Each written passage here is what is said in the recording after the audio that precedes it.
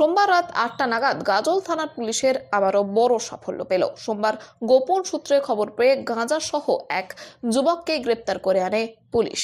Police সূত্রে জানা গিয়েছে, ধৃত ওই যুবকের নাম সঞ্জয় প্রামাণিক, বয়স 29 বছর, বাড়ি মালদা জেলার শোভানগর কর্মকার পাড়া এলাকায়। আনুমানিক রাত 8টা নাগাদ ওই ব্যক্তি কদুবাড়ি মোড় এলাকায় ঘোরাঘুরি করতেই গোপন সূত্রে খবর পেয়ে গাজল থানার পুলিশ সেখানে অভিযান চালায় এবং অভিযান চালিয়ে ওই যুবককে আটক করে। তার কাছ থেকে 2 প্যাকেট গাঁজা, মোট 13 কেজি গাঁজা উদ্ধার হয়েছে এমনটাই জানা যাচ্ছে, যার বাজার মূল্য আনুমানিক 5 লক্ষ টাকা। কোচবিহার থেকে মালদার উদ্দেশ্যে যাওয়া ওই গাঁজা পাচার হচ্ছিল বলে মনে করা হচ্ছে। এ বিষয়ে আরো কি জানা যাচ্ছে দেখুন বিস্তারিত। 24 আওয়ার্স আরামবাগের রিপোর্ট।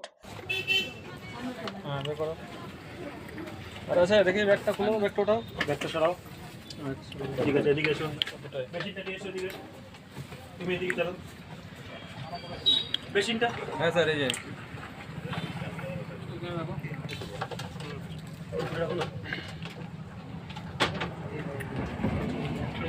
ওকে দিয়ে করো, ওকে দিয়ে।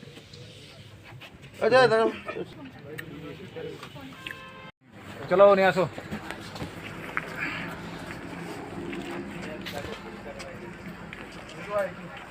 মিডিলে স্যার, মিডিলে করছি তো আমি।